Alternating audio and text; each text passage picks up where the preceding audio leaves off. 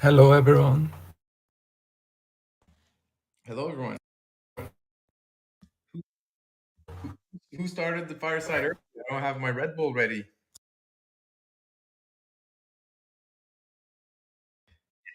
Yana was too excited. Couldn't wait. Uh,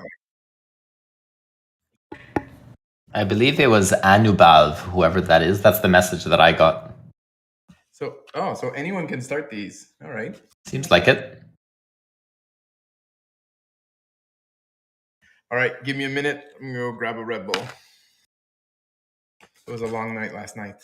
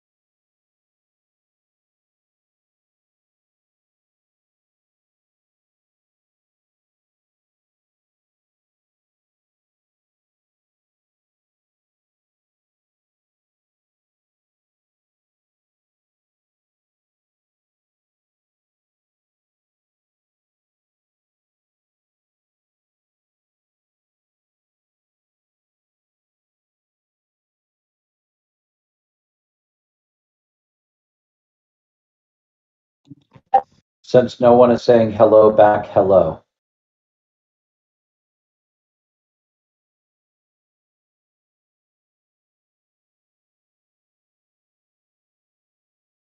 Hey, hello. This is Doug Wu. I am still trying to figure out Discord on my cell phone, but I just unmuted my mic for a moment to say hi since we're waiting. Hello. We got Doug in the chat, Anubav, Blockchain Spock, our second place finisher in the poker tournament, I believe, or maybe first place. I'm not sure. I forget. Blockchain Spock, help me out here. What place did you finish?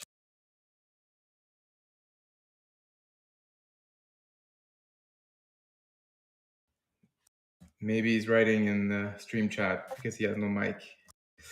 Got Daniel Keys in the house, Dario. We got Denis with the rocket. Erigo. I don't know if it's your first time joining. Maybe. Either way, welcome. Isai. I'm pretty sure you were here last week. That's great. We got Yana Schiffer on the production house. That reminds me, I got to make a tweet that we're live. Yana, are we streaming on Twitter and on YouTube right now? All right, cool. So that's new for this week. Usually we don't record, we don't stream outside of this chat, but we've been having so much fun, and we kind of want to show more people what they're missing out on. So, we're not going to be checking the Twitter or the YouTube stream for questions in their chat. People out there cannot, live chat with us. If you want to join the chat, we encourage you to join Discord. But if you just want to watch from Twitter or YouTube, you're free to do that today. We'll see how it goes. We'll see if we keep that up. We've got Morrow, K. Bazel, Jesse from the Bees, Stuardo, West One, Woodmang, always there in the gaming nights recently. That's great. Yarrow, Eve, and Zach. Solid crew so far. We're already 22, and we're technically 1 minute in. That's definitely a record for 3:01 p.m. Maybe we'll break 50 this week. I'm watching on the I just shared the link in the stream chat, even though the image preview doesn't look great. And it says we've got 12 viewers on Twitter so far. So got some people listening. Oh, that's great. Awesome. Yeah, we kind of set things up basically today. So we're trying it out for the first time. Might not be the smoothest experience, but we'll learn from what happens, and we'll get better every time. So welcome from those on Twitter. Welcome those on YouTube. Join us on Discord if you can. It's even better. It's even better in here where you can interact. So say hi, maybe share what you've been up to last few days. I'm going to make a quick tweet and then pour myself a drink. I've got a green tea going. I'm curious how it works with the restreaming or streaming to YouTube and Twitter. So it's not like a Twitter Spaces where people on Twitter can speak, but it's just a live broadcast, like a Twitter live video, or Yeah, so it's actually going through Periscope. Twitter usually limits you to a 2-minute and 20-second video. So if you've been following the rants, you'll see that we always do like a little preview clip on Twitter. The only way to upload a native video to Twitter, and it's not really an upload, that's longer than that, is to do a live stream through Periscope. And I got the idea, stole it from Charles Hoskinson. And we have more followers on the ENF Twitter than on YouTube or in this Discord. So we're going to test that out. And it's also being fed into either the .gems or the EOS Nation YouTube also. And we're going to see if they could pick up some traction, because our numbers have been increasing here. But I think a lot of the reason we don't see as much participation as we would maybe like is because there's some people who are just never going to join Discord. Okay, we're not going to probably convince them. And then the other thing is, the original idea for not recording these was actually because we wanted people to actually show up and communicate with us. So that was the original idea, and now we're going to broadcast it, and hopefully our numbers won't drop, because maybe some of you guys on the call are on here because in weeks previously, if you didn't join the call live, you were going to miss it because it wasn't being archived or recorded. That was partially because we just wanted a lot of engagement. We want this to be a conversation. We don't want this to be just 2 or 3 people talking the whole time. We want it to be a community event. But I think it's a matter of, if you don't know about it or you've never experienced it, then you don't know what you're missing out on. So that's why I worked with the .gems team to get this thing going. Huge shout out to Steph and Yana for making it happen on such short notice. We just kind of came up with the idea a few days ago, and we'll see how it goes. Yeah, I'd like to comment on that. My name's Doug Wu, and I'm new to this group. I spent the last week actively encouraging and pushing people to pass through what I call the Discord barrier to entry into the EOS community. And everyone seems to be able to sign up for Discord, but they can't seem to check the start here checkbox that opens up all the other channels, as well as navigate Discord to even figure out where the notification is for the Fireside Chat under events. So one of the things I want to do is start making videos on that, just to like ease that process. But I also think that some people shouldn't even be in Discord, honestly. Like the newbies should just be kept out of it, personally. Are you saying I should be muting you right now, Doug? No, just kidding. But no, I mean, but I'm talking about people who are non-technical. We want newbies to join, but it does take you to log in a few times to Discord, look around to kind of get a feel for it. But once you do, I mean, it's very intuitive, and I think streaming these to a wider audience is going to increase our attendance. We're already up to 35 people, 6 minutes in. Definitely, that's a record as well. We've got Aaron Cox that joined us, Chris Barnes, Chip McDonald, what's up? DMNX Slayer, Sam Sticks in the house. I muted you, Sam, because your mic was doing some funky stuff, but I'll unmute you. I assume you've got your mic situation handled. Same for the Juan and Vitruvius. You guys are muted. I'll unmute you, but please be careful with your mic. What's up, Veronica? Walter Who in the house? A lot of people, yeah. So, anyone have some topics they want to bring up? A lot of people leading a lot of EOS projects in the chat right now. Good time to ask them questions. I've got a few topics of my own that I can talk about. Our team, the .gems team was pretty excited this morning, dropping the Grand Collectible NFT packs. I know many of you in here have been buying some packs and opening them. We've been tracking the blockchain, seeing the action go. It's been really fun to see the engagement. People seem to be enjoying these grand collectibles. If you're not in the know, check out our Twitter, our Pomelo Twitter at Pomelo Grants. We've kind of been posting NFT updates for this series every few days on there, and this is leading up to the launch of Pomelo Season 2 in March, which features an $888,000 prize pool or matching pool, of course donated by ENF. If you participate in this NFT series, this NFT series is made, to raise awareness for Pomelo, to get some hype going in the community. Every dollar you spend on a primary sale, buying either a Kimberlite or a Grand Collectible, that goes into the matching pool as well. So ENF, they increased their matching pool amount by 77% this round, which is very nice. However, .gems, we're already over 100% increase on the donation we'll be making for the matching pool. Season 1 was 1,000 EOS. We've already raised more than 2,000 EOS, and I think we're going to sell out the collection. So I think we're going to be raising about 5,000 EOS in total. We'll see how it goes. Next week we'll be enabling the blend. So for those of you who have collected your 4 Kimberlites and any Grand Collectible, you'll be able to blend them into a Diamond Potion, and then we'll be revealing more next week about what you can do with this Diamond Potion. Disclaimer, I currently hold 24 Kimberlites and 14 Grand Collectibles or something. So I'm pretty excited for getting a bunch of these final blends in my account, and I think the community will like it too. Right now, there's a limit of 3 packs per account on the Atomic Hub drop for your collectible packs. That resets every 12 hours.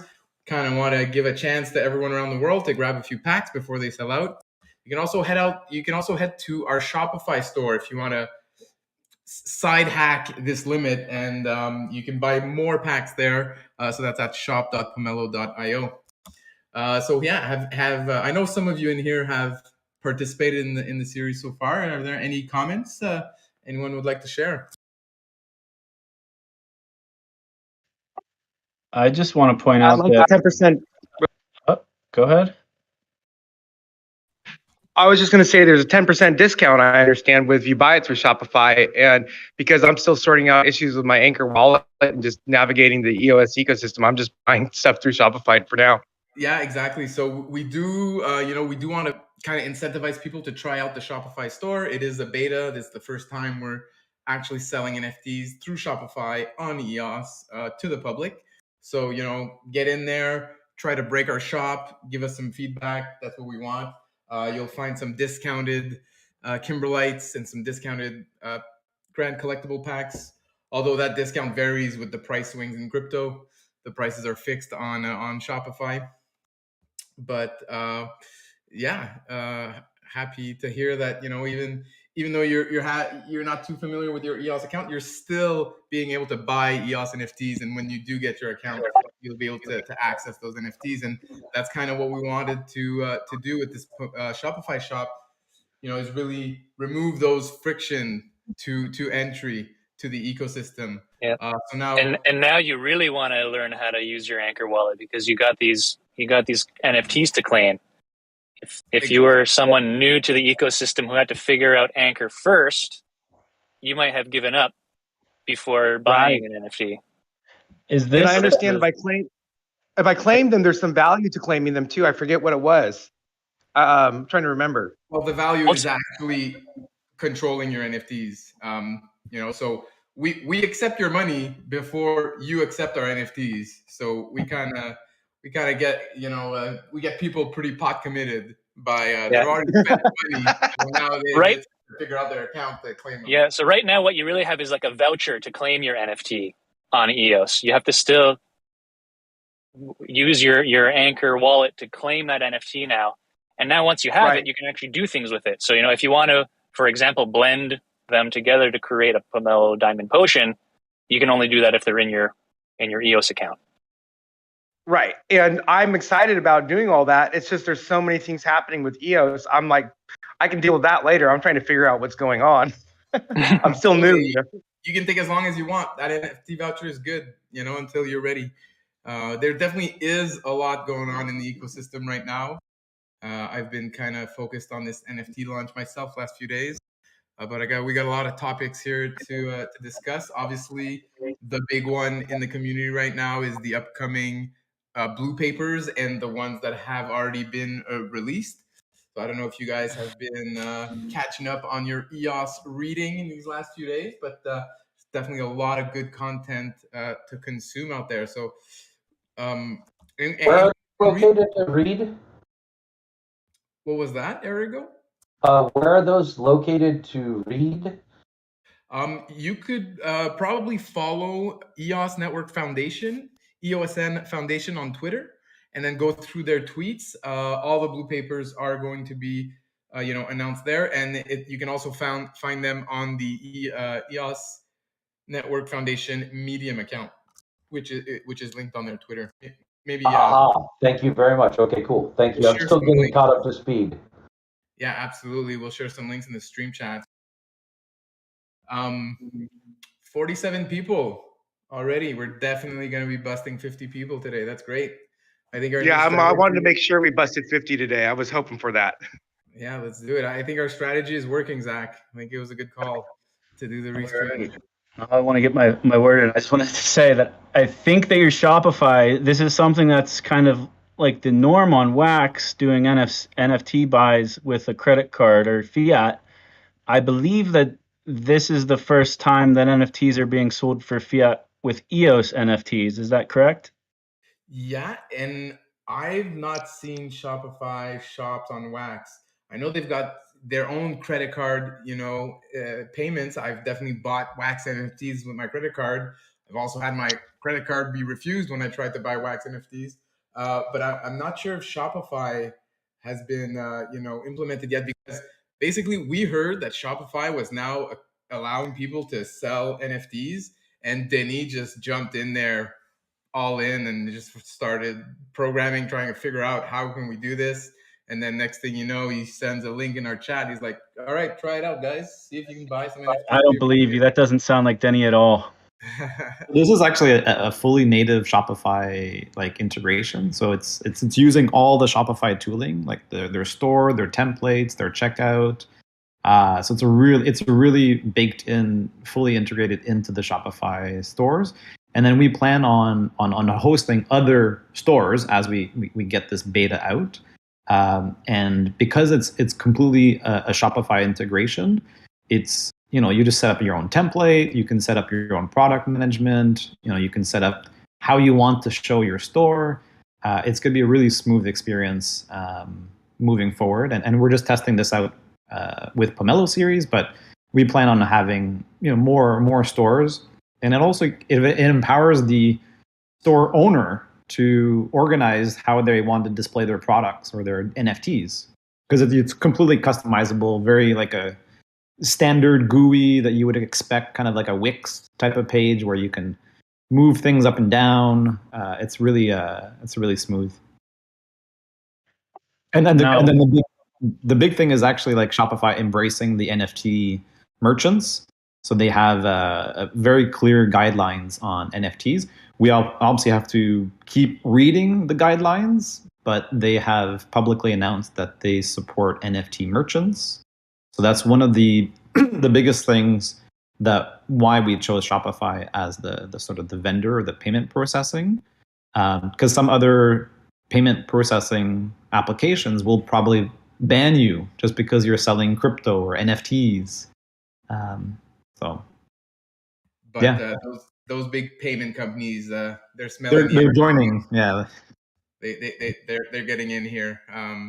They're FOMOing. So, like the rest of us. Question: what if you had an EOS-backed NFT?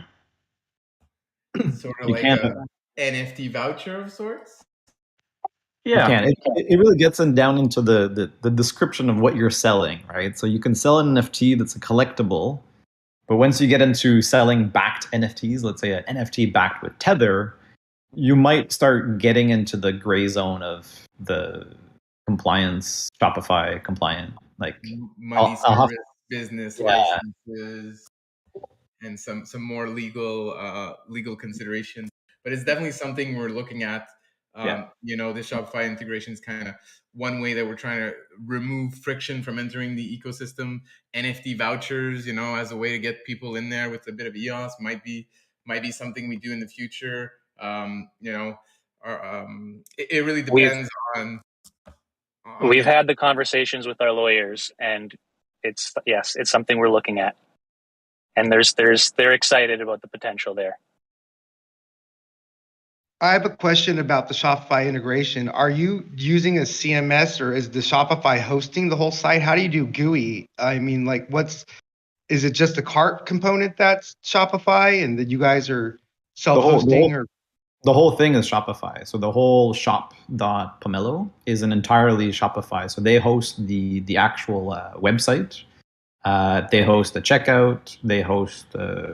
They have sort of webhooks that you can plug into your backend. So if you want to be notified of an order, you can then ask Shopify to send you a webhook to your backend to do some special things. But the entire platform is hosted on Shopify. So that means like the website, the checkout, the products. The only thing that we needed to integrate was the sort of the blockchain component, right? The claiming of your NFT.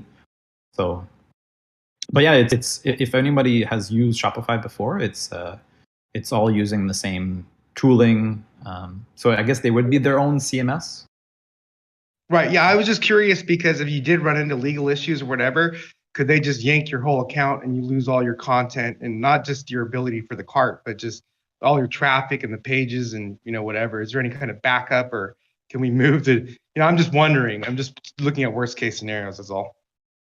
Yeah, I mean, definitely if let's say there's these, you know, if you violate rules, you know, as a content creator, you're really bound to the platform. So if you have a YouTube following and YouTube shuts down your YouTube, well, you might still have your content, but you don't have your followers and you don't have all sorts of stuff.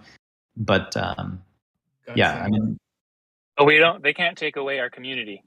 So again, most of the way that people find our Shopify shop is not really through Shopify. It's through you know the promotion happening, you know, to our community, which we have, you know, various ways to reach them. Yeah, one of the main, Shopify isn't a single point of failure for us because we're also selling on Atomic Hub.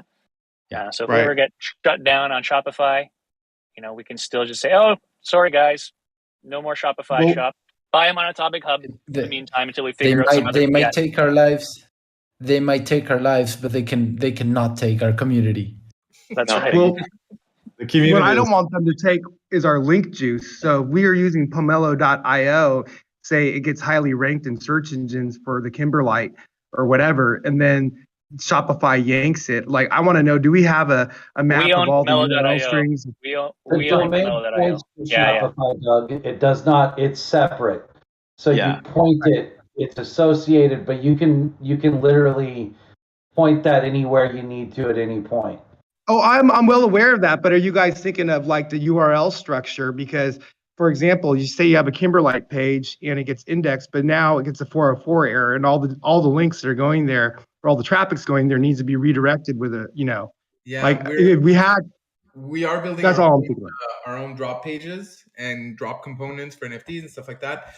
They'll likely live at the harvest.pomelo.io webpage. There's some stuff right now, but it's still in test phase, not really ready for public release. But yeah, that we would be keeping a one URL. Welcome to the chat, Hernan. That was a great entry you did. That was very nice. And we also at the same time busted the 50 people mark. So I think we're up to 51. So that's great. Maybe I'll give two pop tokens to everyone today, like I said I would a few weeks ago to bust. I guess that means we got to put our names in the stream chat, right? Our EOS account with a $sign. If you're new to this, you go to the stream chat channel here, which is just a few channels above the voice chat that you joined, and then you write $sign in your EOS account name, and then you get entered onto the list for some pop tokens, and maybe we'll be giving 2 away today. Why do I want a pop token? Right, because you might win prizes at the end of the month when you combine 5 of them into a raffle ticket. So then we're giving away 21 prizes of 5 EOS each this month, and maybe some bonuses. You never know with all these NFTs flying around, which you might get for just holding a raffle ticket. But if there's, let's say, 30 raffle tickets minted at the end of the month, well, only 21 are going to win the 5 EOS prizes. But then you also maybe have a chance to win other stuff. We've got a few questions in the stream chat right now. Let's see. Dogman is wondering if we can stream to Facebook as well. Why not? We're already. We sure can. Yeah, we sure can, exactly. And Dogman, we are using the Restream software. We just signed up today. Actually, we've got the small package right now, which allows, I think, two Restreams to 2 different platforms. But then we'll likely upgrade, and there's something like 19 platforms or 90 platforms. I don't know, way more platforms that we'll use. But I'm sure we could include YouTube, Instagram, TikTok, maybe. Who knows? Why not? I mean, if we're already streaming and it's just a few clicks more to add some more social media platforms, then why not? Okay, great. Yeah, that sounds good. Thanks for answering the question. And yeah, I've streamed quite a bit for live streaming for the past couple of years, and it's a very good service in general. It should be free to stream to like Twitch, and I think most of the platforms, although there's a lot of platforms that aren't very popular. And then I think you need like the basic tier for Facebook, and I don't know if you can do Instagram with it. But I think Facebook would be really good because I think there's a lot of followers there as well. Yeah, Facebook's good because Dario he took over control of the EOS Facebook, and I believe Steph is an admin, and so am I. So I think we should have permissions to do it. Absolutely. Huge shout out to our hero Dario for rescuing the Facebook when it was held hostage from an ex-EOS employee that went rogue on us and tried to steal our Facebook group. Dario got in there, got it back for the community. Well fucking done. Good job, Dario. Yeah, awesome, Dario. Thanks, Dario. 19,000 people in that Facebook group, something like that. Dario should get more than 1 pop token this week. Yo, Dario wins all the pop tokens at the gaming nights. He's already pop token rich. He's good. No. He finished in 3rd the other night. It's true. Eve. It was Eve Jesse. got in there. Eve. Dario got Jesse dethroned. won. I missed that. Damn. Yeah, exactly. Jesse won, and Eve finished 2nd. Is that how it? Yeah, there's also Yana. Yana kind of had a tricky question where both answers were correct depending on where in the world you are, timing wise. Jesse kind of got it wrong, but got it right. I didn't win the prize. I finished 2nd. You did kind of get your victory stolen from you there, Eve. That's right. I remember now. I think the question was like, when did the blue paper come out Friday? And it came out Thursday. But Yana's ahead in time, and so actually for Yana did come out on Friday. But Jesse is in the same time zone as I am, if I'm not mistaken. So actually Jesse was wrong, but he did win, fair and square. But he got the correct answer in the Kahoot quiz. Yeah, so these gaming nights are pretty fun. Again, it's another kind of community event we're hosting every week. Gaming night, much more casual and relaxed, and not that this is all that serious, but we're not discussing very important EOS matters there. We're just hanging out together, playing some fun games. Last week was so we always have the Kahoot quiz. Starts at 3 p.m. Eastern, lasts about 15-20 minutes. Some fun EOS questions to test if you're up to date on your EOS news, and then you can win some extra pop tokens if you finish top 3. And then we usually play a game. Last week we had a poker game, which was fun. I think we had 9 players playing the poker game. And I think it was Spock, Crypto Spock, Blockchain Spock, I think was the winner. Or at least 2nd place, one of the two. I lost in 4th place right on the bubble for the extra pop tokens. But that was fun. We're probably going to be having more poker nights in the future. This week, we're trying a new game. We're going to have a Tetris tournament. So we're not too sure exactly on the platform exactly we'll use. We'll be checking that out over the next few days. But I'm going to be setting up some one-on-one Tetris matches with a little bracket for a tournament. and we'll see who's the Tetris champ among the EOS community. We also played Blancos the other week, and we're going to kind of be looking to settle in on like probably 4 games per month and kind of rotate through those 4 games. So your first week of the month, it's a Blancos night if that's your thing, and then it's poker, then it's Tetris or whatever. If you guys have suggestions for games you'd like to play, you think it would be fun to organize a little tournament of whatever game on whatever platform, obviously we're super open to suggestions from the community. And I do see many of you in here that show up for the gaming night, so that's great. Hopefully we keep numbers have been rising slowly but surely, so hopefully we have more people that join 3 p.m. Eastern on Friday.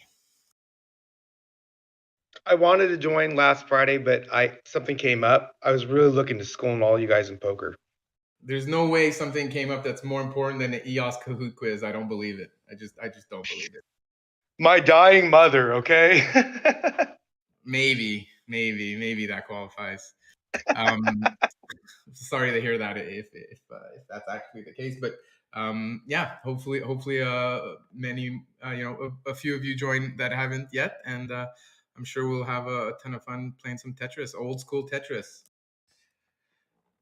All right, anyone want to share some updates from what they've been working on this week, maybe, or ask some questions to a lot of the EOS VIPs that are currently in this chat? I kind of want to know what people are thinking of the Core Plus blue paper that just came out, and see if, because it's been about a week now, that people have had time to absorb. Is there anything in there that looks really interesting that you think should be put high priority and essentially deemed a quick win potential for us to take on and to fund and proceed with sooner rather than later?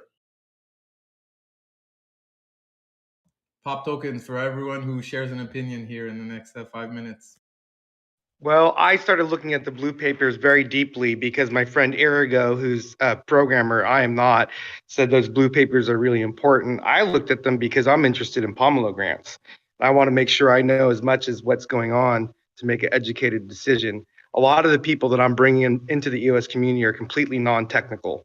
So when I said newbies earlier, what I mean by newbies is not people new to EOS, but people that are non-technical that don't want to have to deal with forms and stuff. They just want to use EOS or buy EOS or that kind of thing. I kind of resent you calling me an EOS noob, but I get what you're saying. Right. Anyone else have some thoughts on the blue paper? I'd be interested to know from the working group, what do you think are the major technical gaps that we want to fill? Like, are there? Because I know, like from my experience, the people I know are super knowledgeable. I think the challenge is to get to get the right people to commit to EOSIO plus core development, and sometimes it's not just a matter of budget. And yes, we can pay for that work, but most of the times I think the most talented people in our community are already very committed to a project that is either taken off or about to take off. So I think that's kind of the social challenge, right? Well, for those who read the blue paper, the way that Core Plus did break it down was in 3 different categories. The first one called Launchpad, which is, I guess, answers your question of what they believe is needed to be done to stabilize where we're at right now.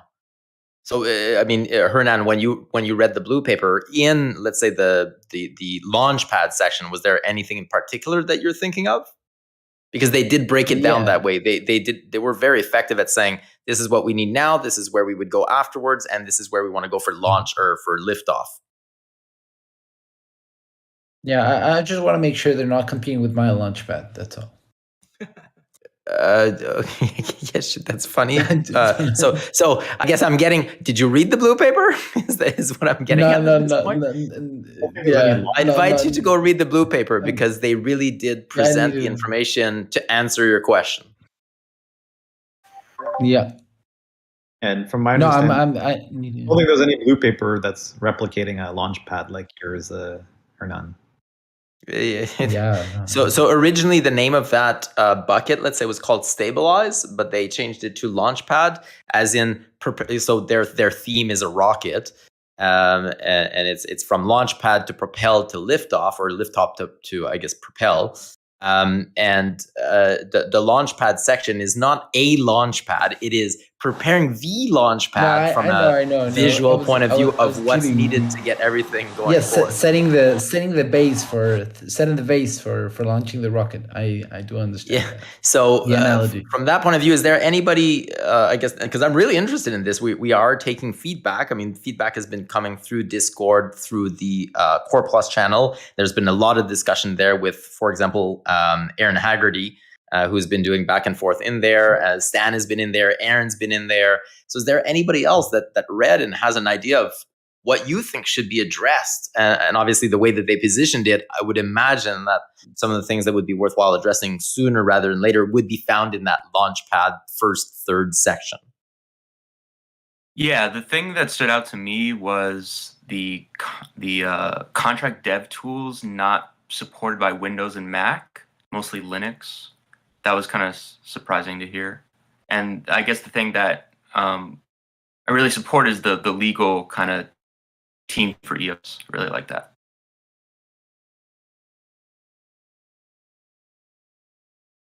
Cool, thank you. That's good feedback. Anybody else?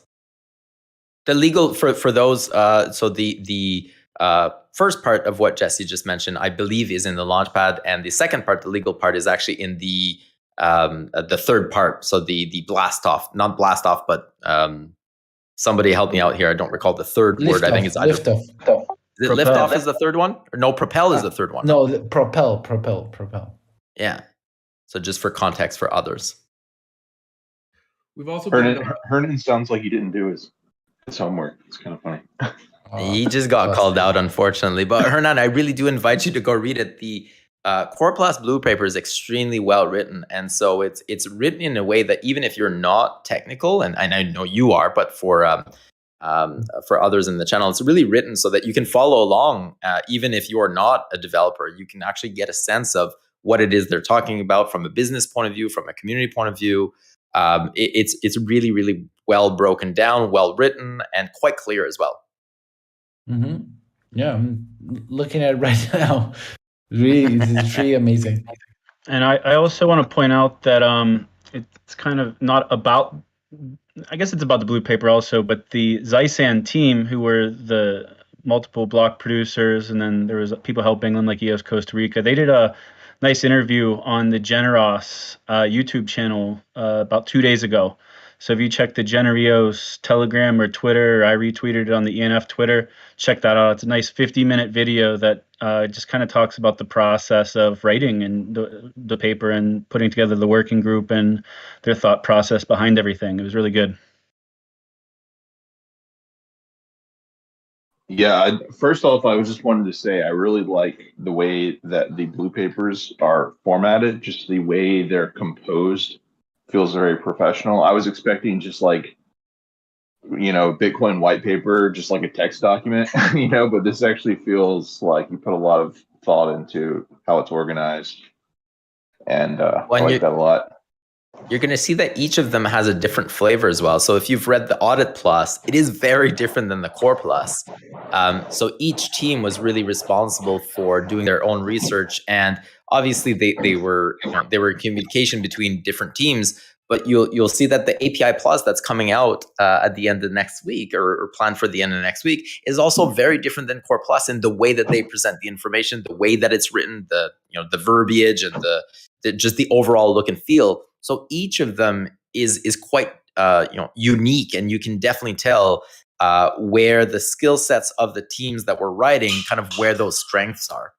And so then a large part of the work will be to take the 4 blue papers, take all the feedback during this feedback phase, consolidate everything into one cohesive roadmap that takes kind of the ideas that are being brought forth and the recommendations that are being brought forth into one big roadmap that encompasses everything. And that's going to be happening over the next couple of months. While in the meantime, doing some quick wins, right? So that's the ideas I'm trying to get to. I still haven't really heard, other than Jesse, thank you. What other quick wins do you think that should be addressed sooner rather than later, based on what you read in Core Plus? Yeah, honestly, I didn't have a thought on the quick wins. Most of the stuff that I liked was the more low level, like extending the permission system. I really think that would be a great idea, and improving like contract pays and having tooling around allowing dApps to easily cover resources. Because this is the thing that this is like one of the reasons that a lot of people got into EOS in the first place, is because they like the kind of alternative account system and advanced permissions and the ability for dApps to pay for resources. But like, we've never really had a go-to example for developers. Like, this is how you set up an advanced multi-sig. This is how you set up, an advanced permission set. This is how you cover resources for your users, So there's a lot of missing gaps to really take advantage of the kind of built-in stuff that we get for free on EOSIO. I was listening to this podcast the other day about how on the Cosmos ecosystem on Atom, they have a multi-sig contract. It's so hard to use and it's so complicated that the only people that use it are like the core developers, because no one else understands it. And they're just now adding the ability to have a key, like a sub key, a key under your account that can only do specific actions.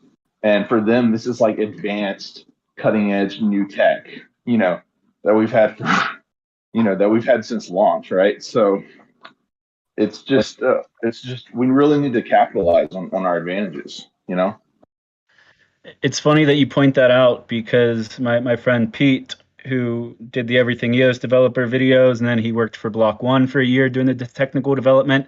He's now pretty deep in the Terra ecosystem, which is in a Cosmos-based chain. And he said the half-second latency and the permission system are the two things that he misses the most. He said it's like you have to do all the permission systems at the dApp layer instead of the system level, or like on EOS. And it's funny that you pointed out with Cosmos in particular, because that's feedback I've gotten too. I've got a question for you, John. Great feedback, by the way. I think you touched on two different things. One, you mentioned contract pays. Contract pays is being added to the Mandel release. It's not going to be the get contract hash feature, but it's going to be the allow no signatures feature, which essentially does the same function, but it's a little bit dirtier. There was a vulnerability found in the original idea. So that part is actually going to be out in Mandel, or in the Mandel release. So that you kind of mentioned that at the first part. The second part you were talking about, and correct me if I'm wrong, because I'm taking notes here. Are you saying that part of what's missing would be what Core Plus is trying to address in the documentation side of things, and in order for developers to have more resources on how they can leverage the features, so have better how-tos, have better tutorials, is that what you're getting at in the second part?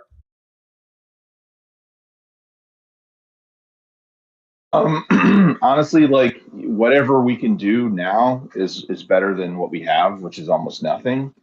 So documentation would be the easiest thing to do.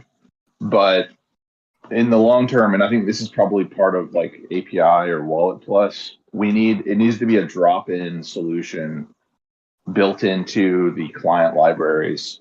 So any dApp will have co-signing and or contract pays, which I call serverless co-signing, because it's basically co-signing without a server. Every dApp should just have that built in by default, taking advantage of all the advantages of what's built into our system. Keep an eye out for Wallet Plus then. Spoiler. Wallet Plus, spoiler. Wallet Plus is tentatively, just to give an idea. So I mentioned API Plus likely will be out either maybe the 25th, 26th, or something like that. It depends on translation. But it's already out. It's already out for translation. And then Wallet Plus is tentatively due to come out around March 10th. So that give you a little idea there. Yeah, and the contract pays. Can you give us an inside scoop, maybe Aaron or Eve? on the Wallet Plus? It's going to be a beautiful blue paper. It's going to be blue. It's going to be blue. No, so I actually, being very upfront, so I obviously have reviewed, I've proofread, and I give the go-ahead for the API Plus. I have not done the same for Wallet Plus yet because they're not finished yet. The idea is that I should be receiving, I could because I have access to the documents, but the way I've been proceeding with the others is I wait until they give me the, by the way, go and look now. And so that should be happening next week for Wallet Plus. So no, I can't give you an inside scoop because I've purposely not been following along the actual in-depth text of the document itself. API Plus, sure. Mm. Yeah, Okay. I probably could, but I guess the biggest hint I could give is that it probably shouldn't be called Wallet Plus. It should probably be called Client Plus or something like that. One, even Core Plus, all of them essentially came from original names that were chosen, but these things have morphed so much that you could brand them differently. They've all taken a life of their own at this point. And even Wallet Plus is kind of more of account. It involves also a lot of account plus management and creation, I assume.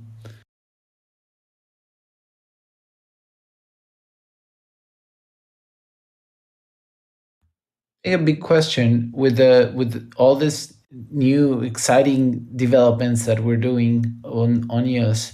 The question is, will a propelled technological advancement on the blockchain side of things and EOSIO core technology, do you guys think it's enough to bring back good developers to build on the ecosystem? Do you guys think that is that I'm seeing that maybe that even with all the efforts, maybe even that's not enough to bring back excitement and developer action onto EOS? What do you guys think?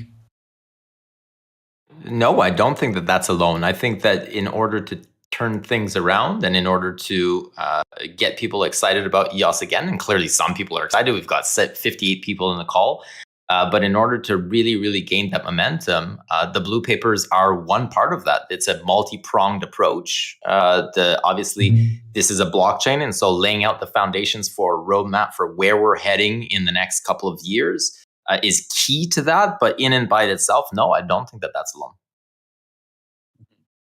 And that's not the only thing that we're doing, right? And that's not the only thing that the other key stakeholders in the ecosystem are doing. But it is definitely key to it. Without that technical roadmap backend and the foundations being laid and kind of the forward-looking component also being laid, it does prevent developers from finding themselves in this blockchain. So it is definitely a key component to this. No, for sure. Maybe you should bring back the hackathons. It was one of the few things that Block One got right was those EOS hackathons, because a lot of people get to know each other and build projects there. Zach has been talking about hosting a hackathon for a very long time. For those interested or those who and I agree that the hackathons were amazing. Obviously, things have changed from an in-person perspective due to external factors, but the hackathons were extremely effective at getting people together excited about the software. And that's something that we'd like to recreate at some point. They are extremely difficult to coordinate. They're extremely expensive to coordinate.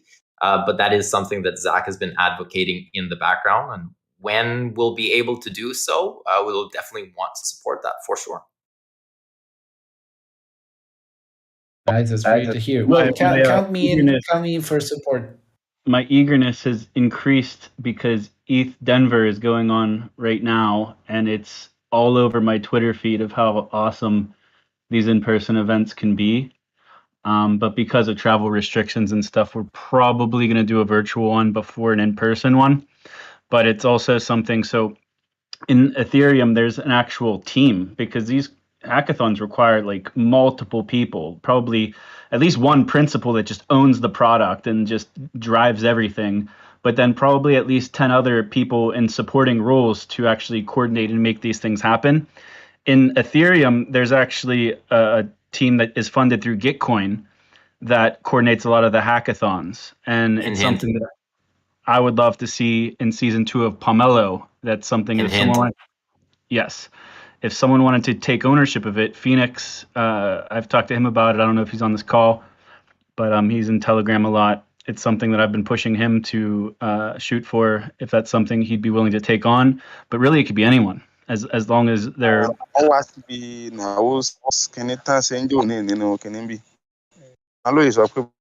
Bóyá bí àwọn first 15 tí wọ́n ti kọ́kọ́ send orúkọ tí wọ́n á sanwó yẹn ní wíìkì tá a lò lọ.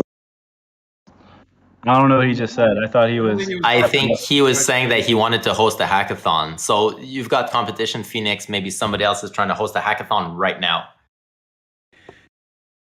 Just on that question about. I'll wait till this guy's done. Alone. Right. You're not coming in too clear.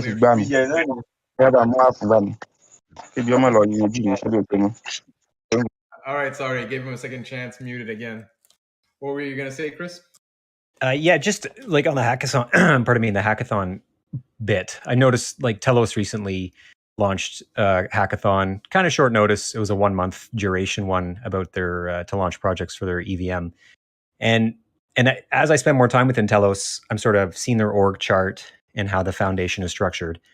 And it's pretty built out. They've got over a dozen kind of staff, essentially, contractors working for that foundation. Is there a plan, like does the ENF plan to build out this type of larger organization with individuals? Or is it more a subcontractor approach? Or like almost like a hands-off? Like the suggestion using Pomelo seems very sort of hands-off. Is that deliberate?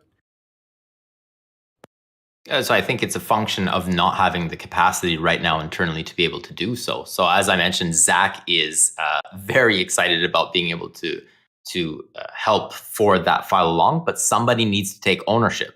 Ultimately, there's somebody that's going to be doing this 12 hours a day for the next 6 months to prepare for something. We see that in Gitcoin, one of the functions of Gitcoin is actually the hackathon. So they even have a special tab specifically for that. Ultimately, what we're lacking in this ecosystem, we've got plenty of ideas.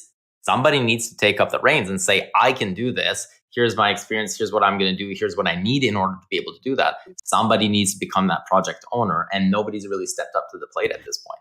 So it's not so much that the foundation doesn't have that capacity. It's somebody needs to actually do it. Somebody's going to be organizing it. Somebody's going to be doing all of that program or project management of things, and nobody's really done so at this point. I guess that's kind of my point, though. You kind of spoke to it. The foundation, you want to do it. You just don't have someone to do it. So you've got 50 some odd people on this call. Is there a plan to beef up the staffing on the foundation itself so then you have the people within your control to do exactly what you're suggesting? It's just like the ramp rate of adding people. I didn't follow the one rant earlier about how hard it is to find people, but I mean, that's pervasive for every organization, I would think, but they still seem to overcome it. So is there a plan to beef up your team so you can do more? We are currently beefing up the team. Again, somebody would need to apply to say, I would like to take on the hackathon role, or I have experience in doing this. Nobody has done so. So it's not that we're opposed to it. It's nobody's raised their hand. Just a suggestion, maybe put up a job board. If you've got roles that you think could be filled and join your team, put it up somewhere. Let people know. It's one thing to say, hey, people have been sending resumes. Again, it's not that easy. We are limited in the resources that we have in terms of where we dedicate our time. We've mentioned this frequently, and Zach has mentioned this on multiple occasions. If you've got the want and the skill set to be able to host a hackathon, please raise your hand. Nobody has done so at this point. And Chris, if you have that skill set, please raise your hand. Phoenix, earlier Zach was saying that Phoenix might have that skill set. Well, I've never hosted a hackathon. Have you hosted a hackathon? I mean, somebody will need to take the reins. It's quite a large project. When Block One did it is a massive undertaking. Chris, you just mentioned that there's 12 people, for example, in Telos doing that. It's not something that just not somebody the hackathon. decides that at the end of the week, I think I can host a hackathon. It's quite big. Yeah, at TELUS Foundation, I'm just saying they have 12 full-time staff in general, plus some more than that. It's more like 20 working on their foundation, doing multiple things, business development, marketing, dev work. Like they've got a bunch. And so far, I'm just wondering if the ENF plans to eventually have 20 people working for you, achieving all these goals, which is great. I mean, you need horsepower to get stuff done. Six people before let us get 4, 5, and 6 people before we go and get 20 people. And then I'll be able to answer that question. You could argue that the cool. involved as well, right? I mean, all the people that are working on the blue papers are technically in support of ENF. It's not just, ENF is not just 2 people or 3 people. Yeah, again, it goes back to, is there anybody here? There's 59 people on this call. Is there anybody here that has experience in hosting and or doing the logistics for a global scale hackathon? If you do, please reach out. I can host fireside chats. I guess that's a junior hackathon. I actually helped put I don't know if you guys remember the Equilibrium hackathon, help organize there. Now it did have a bit of a low attendance, so I cannot claim myself to be this hackathon dungeon master. But yeah, it's something I'm familiar, especially if it's going to be an online hackathon. But it does require the platforms where I forgot the name. Is it DevStopes or there's platforms that host this with the rules and with the whole things. And it's a bit, yeah. So another thing to factor in here is a big part of the Core Plus blue paper was what they call the Infosphere, like a centralized repository of documentation of all the open source code and just general documentation. Right now, we're reliant on the EOS.io developer portal, which is lacking a lot of the community contributions. It's lacking a lot of focus. It's just not good. So we lack the onboarding documentation for a brand new EOS.io developer. He might be a developer, but not necessarily EOSIO. So if they were to be onboarded into EOSIO through a hackathon, we don't yet have the documentation within not just EOS, but EOSIO to really onboard them efficiently. And with like the Talos hackathon, they're smart. They're focusing on the EVM because there's so much tooling around the EVM that it's easy to just have the hackathon now rather than waiting until later for the documentation and Infosphere to be more matured. Because obviously there's a lot more developers within the EVM ecosystem, and that kind of plays into our strategy also with the EOS EVM.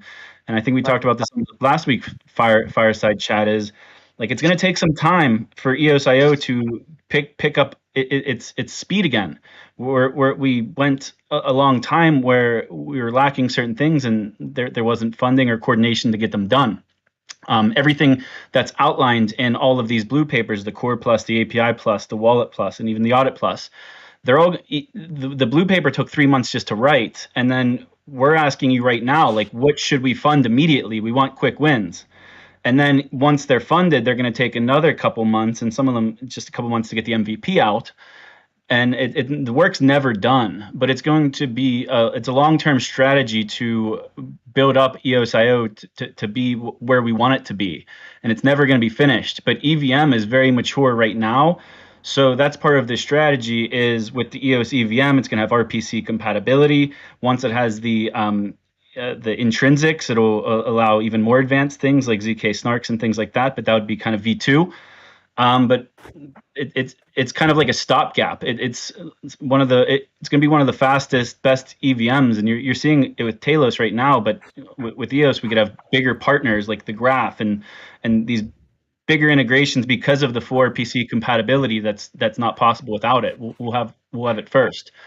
So I don't know. I guess I'm rambling now, but I'm highlighting that Talos was smart with EVM in general to get it out quick and to make that a focus about a year ago. But that's all, and it's also smart for the hackathon because right now, even if we were going to kick off an EOSIO hackathon right now, You need the mentors. So it's kind of like we know all of the best talent within EOSIO, the smartest people that would even be capable of being mentors.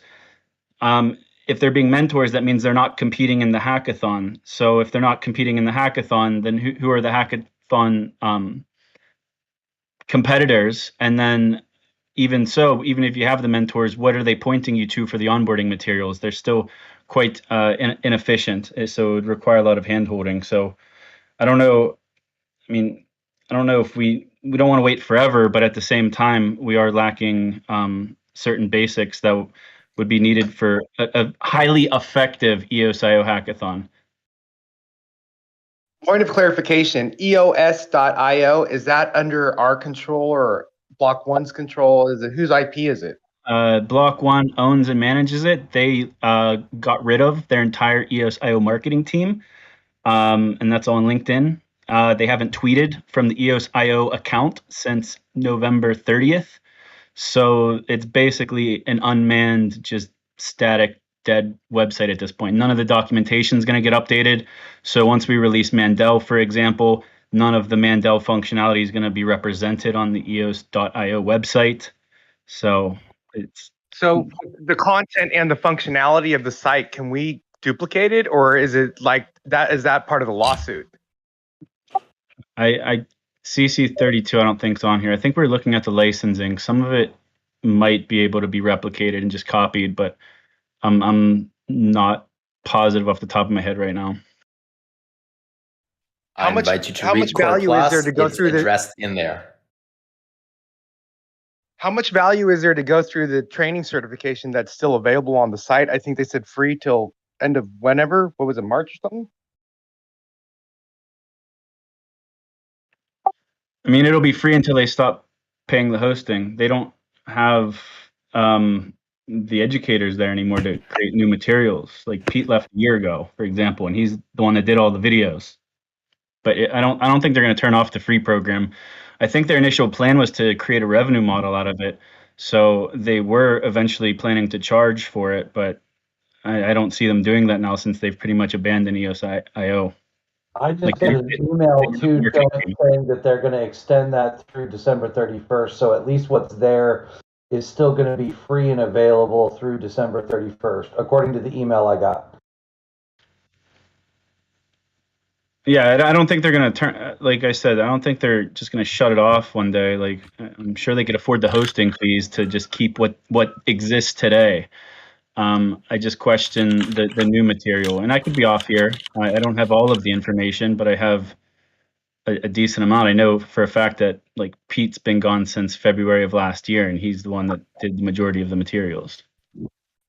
Well, one of the things I was thinking is, I don't know, my friend Dwayne, who got me all into this, he was trying to give away tokens of his on UT1 because he wanted me to lead a training on EOSIO training certificate, which I was happy to do, even though I don't know anything about it, because I was just going to point people to the resources and stumble through it.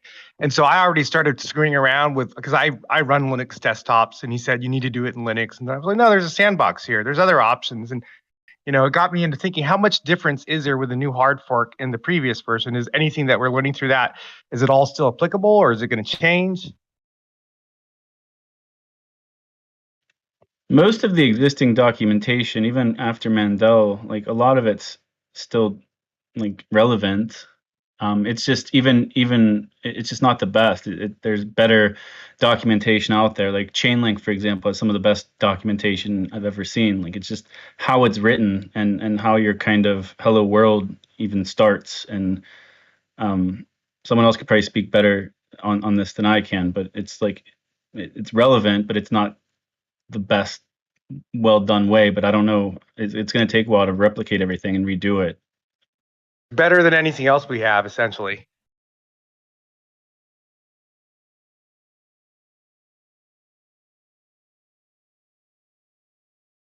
All right. Speaking on the Infosphere, Infosphere on the blue paper, it talks quite a bit about the need for tutorials and videos in particular.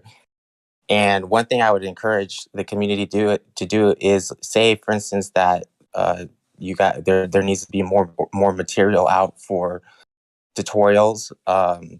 If you put out challenges asking people to make video tutorials and give out rewards for them, that's something that we do fairly well, and is a good way of getting information out. And I see where there's here in the blue paper about like $100,000 a year or something like that earmarked for those. So yeah, I would encourage looking into challenges and having videos or different material, giving out rewards for people who create that. Because I know there are some people here from the Challenge DAC community, and for just a few dollars, you can get a lot of people to participate and create content.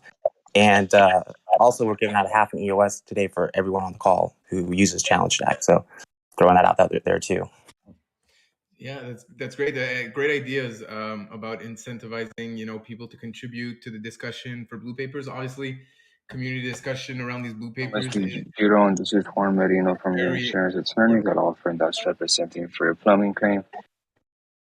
I don't think he was talking to us. I think someone's looking for a plumber.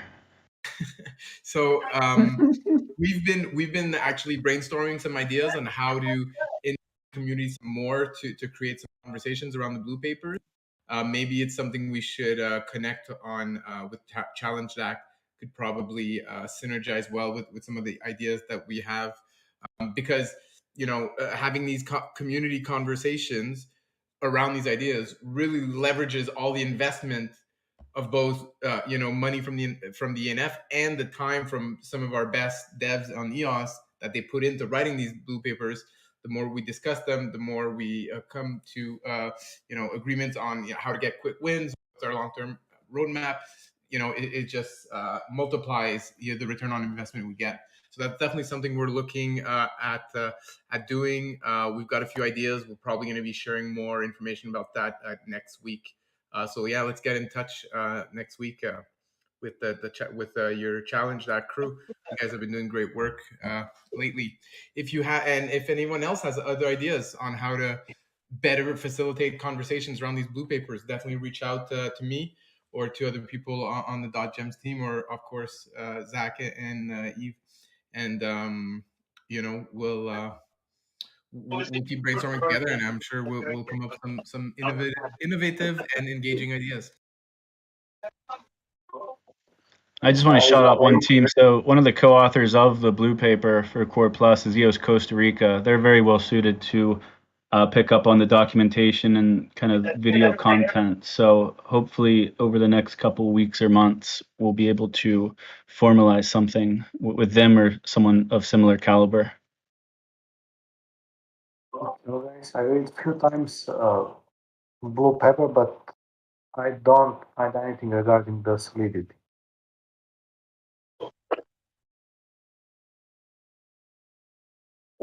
I think that it is very important to be included in the smart contract because at least 1,000 new developers will be starting to bring new project on the EOS ecosystem. Sorry, can you say that again? I missed the beginning part. I didn't hear what you were saying. Solidity is missing on the blue paper. I read a few times, but I didn't find anything regarding solidity. So they do mention EVM, and EVM is currently being worked on. So that if there's EVM compatibility, then that would open the doors to the Solidity developers, as well as all the resources that are found in the Ethereum ecosystem. That is great. Sorry, because I missed that.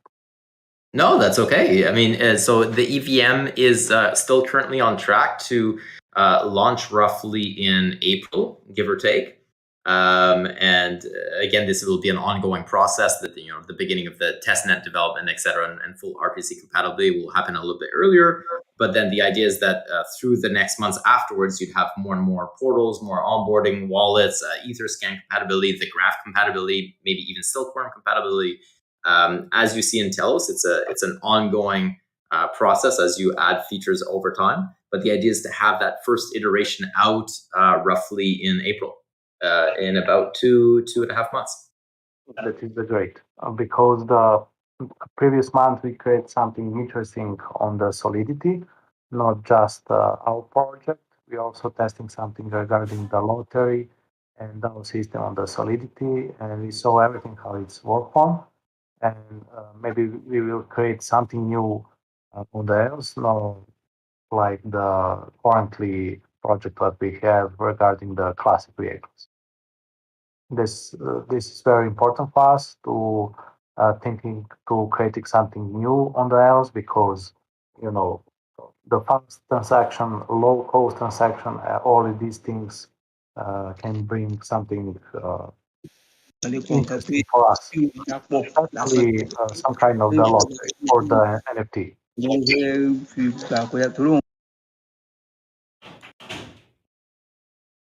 All right, there's been a lot of chatter in the stream chat channel. Nice to see. I'm gonna go over some comments, answer some quick questions. Vitruvius says that he can't connect his Token Pocket wallet with the Pomelo NFT portal. Now, I'm not sure if you're talking about pomelo.io, the actual Pomelo website, or you're talking about our Shopify shop. If you're talking about Shopify, it is only available for Wombat and Anchor at the moment. If you did buy the NFTs before realizing that you can't connect your wallet, reach out to us. We'll make sure we get you settled up. If you're talking about the Pomelo platform, I know that the Pomelo team is working on adding more wallets over time. So be patient. I'm sure that'd be fixed. If it's not yet already, I'm not sure. We got a lot of people joining the Pop Token distribution. We went over 60 people just a few minutes ago in the stream chat. We're going all-time highs here today, breaking records every 30 minutes. Good to see. Get in there for your pop tokens. You'll get 2 pop tokens today. So you go to the stream chat, money sign EOS account, and then you can enter win prizes and fun stuff at the end of the month. Hernan is asking, what is this regarding the Grant Collectible NFT drop that we did today? Hernan clearly needs to follow the @Pomelo Grants Twitter account more closely to know about all of these NFT drops going on. I do. Get your Grant Collectible. Yeah, they keep talking. I'm not sure if he was talking to us, but I'm going to mute him. Get your Grant Collectible pack. It's only 3 EOS. You get 3 Grant Collectible NFTs in it. I think they will sell out over the next few days. So don't wait. Wait, I bought the rocks. I bought some rocks. Isn't that?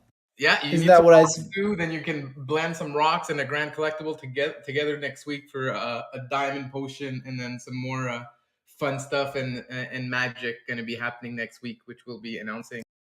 The Challenge That crew announcing their challenges for this tweet. Love it. 50 winners. That's great. Awesome to see you guys promoting our fireside chats. I'm sure you guys are part of the reason why we've been seeing increased numbers every week. We love it. Thank you. We got some developer talk about some Linux tools, some giveaways. People are having giveaways. Keep your eyes out in the stream chat. You never know when you could, for example, get a Pomelo rock, like Hernan calls them. They're called Kimberlite for the technical term. Yeah. And, hey, listen, those. Yeah, I'm just riding the wave of the ETH rocks. I never understood them, but they somehow became very valuable. So in a few years, we estimate these rocks are going to be worth millions of dollars. So right now you can get it for like $2. Great deal. No financial advice. Yes, there's some chatter about hackathons. People are interested in joining up and helping out for hackathons. We'd love to hear that. There's a lot of comments. I have no idea. I have no idea how to promote a hackathon, but if someone could give me some advice, I would love to do it in my community. I think the value of getting real people in the EOS community to rub shoulders and meet each other outside of this online stuff and work together is just immense. Yeah, that's all I have to say. Hopefully, like Eve mentioned and Zach mentioned, someone takes charge of this project. Perhaps it would be a great Pomelo grant. I know personally I'd very likely donate to that Pomelo grant to help support that project. All right. What else has been going on? Just one thing. just I figure it's worth mentioning. Zach mentioned Eos Costa Rica and the great work that they do. So those on this call should recognize that they are currently only in the 71st spot as a block producer. So I'd encourage all of you to vote for Eos Costa Rica, or if you're proxying to a proxy, ask them why they're not voting for Eos Costa Rica, because I think that's a team that definitely deserves to be in the paid positions. Good to know. Did anyone try out the Tippet feature on Twitter that was kind of beta tested on Halloween, on Valentine's Day? You could just tag a word and you'd get some Byron NFT zombies dropped to your account.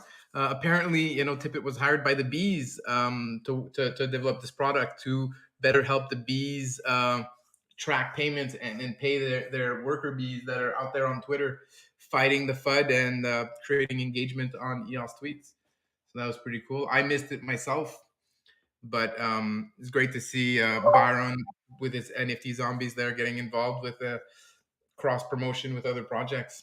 I know he said that he's working with quite a few people actually these days for cross promotion.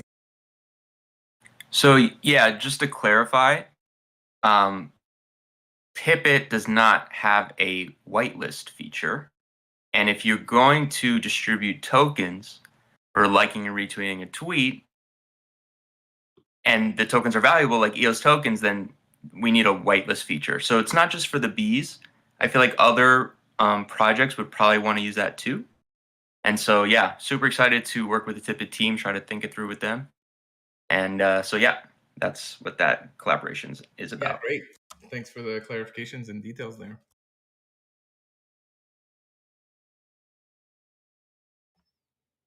If you guys got no more topics, I'm going to keep shilling our Pomelo NFTs. Promise you. I would like to bring up one topic, and it's not a major thing, but it was of concern to me. I'm at a place where I'm using a Wi-Fi connection that I don't normally use, and I wanted to take a look at Fractally.com's website because I know that the 22nd there's some new announcements. And what I found out was that basically the internet here has a web firewall that was basically replaced the homepage and the SSL cert, and basically said this is a phishing website. So that was obviously a big concern to me because I thought everyone in the world was seeing the same thing, and I was just like, "What the hell is going on here?" But it became quickly aware to me that I started looking at it different ways, and then I was trying to get feedback on that. And I know there's one person that was in the Telegram group that said something similar, that they can't pull up the site, and they're giving all the FUD stuff. So now I'm trying to figure out, how often is this happening? Is this ISP wide? Is it a local router issue?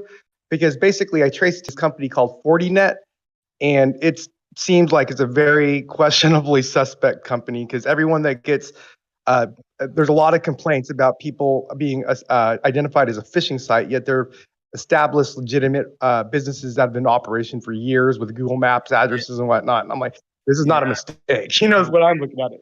First time I hear about that, I mean, I guess that's something that the Fractally team is probably looking into. I'm sure they're aware of the issue. Not sure what we can do about that right now.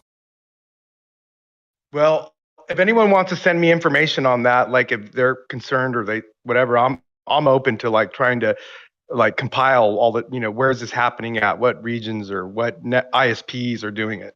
Yeah, if it is ISP wide. You should reach out to the Fractally team. I'm sure get that kind of help. We got 41 people on the token snapshot. We got 55 people in here right now. A few of you still not on there. Get on there. Also, if you want to win some free collectible packs for the Grand Collectibles. So the Grand Collectibles is basically the top 10 grants from season 1. We kind of immortalize them on the blockchain in a little NFT card. It's kind of like a card collectible game, kind of in the style of Magic the Gathering, stuff like that. So we're hosting contest on Twitter right now at Pomelo Grants. So make sure to follow us. We'll be doing more airdrops later on this week for some free packs. The snapshot for that airdrop is actually already taken place. It actually took place at the end of season 1 of Pomelo, right after the donation period ended. So there's a few things that your account had to have done to qualify for the snapshot. we'll be announcing that probably tomorrow and then dropping them tomorrow as well. We got the hot sauce, of course, going on every Friday at noon. If you want to get your EOS news recap in about 15-20 minutes, I host the hot sauce. We're going to be giving away some more grand collectible packs for people who tune in live. We're going to be giving away some party cracker NFTs as well, which have become really popular in the community. You get a surprise NFT in there. It could be valuable, could be not. It's always fun to find out. So tune in on Friday, participate in that. And then, of course, the gaming night on Friday. For those who weren't there earlier today, when we talked about it, we're probably going to be hosting a Tetris tournament to go along with the EOS Kahoot quiz. We've been getting more people to the gaming night, and we hope to get even more this week. Zach, do you know if there's some people watching us on Twitter and YouTube right now? I can't really check, but I'm curious to see if we got viewers. I'm only on the Twitter. There's currently 3. So hopefully it's just low because they saw it and came here. But yeah, I also noticed while we spent today to stream to these people. I mean, we have more people than ever in here, so I'm hoping it at least helped with awareness, because one of the things with these live streams on Twitter is Twitter kind of favors the Twitter Spaces. Like sometimes I get random push notifications because some random person I follow is hosting a Twitter Spaces. It does the same thing whenever you use Periscope to go live. So hopefully we got some push notifications out there, and that helped with the awareness. But anyone who caught the live stream in the middle of it, it doesn't let you rewind while it's live. But I know from following the Charles Hoskinson Twitter that after the live stream's over, it's just like a regular video, so people could start from the beginning. So perhaps that's why, is people just didn't want to join from the middle of it. But we'll see. 29 likes. I'm claiming this a success for sure. I think we're going to continue restreaming out these fireside chats to some more social media. Hopefully, we add a few more social media platforms for next week. Oh, for sure. On top of the stream, though, it's archiving it, and that's a big thing. Is we weren't recording them before, and now they're recorded on the Gems, or is it the Nation or the Gems YouTube? Yeah, we're going with the EOS Nation YouTube channel. We have a lot more subscribers there, so we figure it makes more sense to push it out on there, since this is pure exclusive EOS content. Cool. Which is, I'm sure, what our EOS Nation YouTube subscribers want to see. Cool. And I saw CC32 talking about it right now in the main EOS chat. Shout out to Daniel Keys and the EOS Nation team for leading the Mandel upgrade calls the last 2 weeks. You guys are recording the videos, and I saw they're shared in the GitHub. Do you guys have plans to post those to your YouTube also? Or should we host them on ours somewhere? Someone should probably be hosting those. Daniel, are you still around? Not sure if Daniel is there. Yeah, I mean, they're public. It's good. I think it's just going to a Google Drive link or a Zoom link, which is fine. It's public. But just for the visibility, we could always tweet it out and link to them and stuff. Yeah, we could throw it up on our BP channel as well, on our YouTube channel. We're not too picky. Yeah, I mean, it's only been 2 weeks, so CC32 is asking if we were gonna make it part of the marketing plan. Yeah, we're just kind of getting our feet under us for these Mandel upgrade calls. I think we had one this morning, and then last week was the first one. Last week's went like 2 hours, and then this week it was only like 40 minutes. And there were some updates, so there seems to be somewhat of a consensus of skipping the EOS or the Mandel 2.3 upgrade. So there was like a phased rollout. So I'm not going to go into too much detail about how, like, in the Dan blog post, it was meant there was the first release was the end of January, and then there was going to be another release in April, and then the hard fork consensus upgrade in May. But there's seems to be a consensus of jumping straight into, I believe the number is 3.1 rather than doing the 2.3. So that's kind of what's come out of that. And maybe Aaron or someone smarter than me or Denny could explain that a little bit better.